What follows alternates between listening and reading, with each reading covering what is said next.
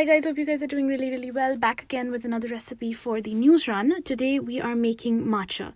That's basically ground green tea leaves for those of you that don't know.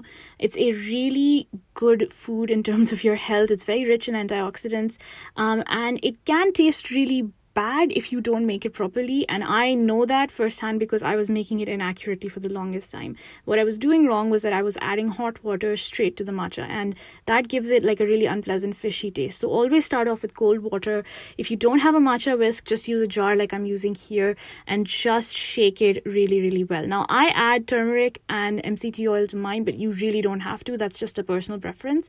And just continue to shake it really well, and then proceed to adding some hot water to it. So you make sure you do that, and otherwise you're going to get like a really fishy taste, which is not nice. But if you do it this way, it has a very mild, like almost green tea flavor. It tastes just fine. I actually like the taste. I know it's a little bitter, but whatever, it's nice. I hope you guys enjoyed this video, and I will talk to you again soon. Bye.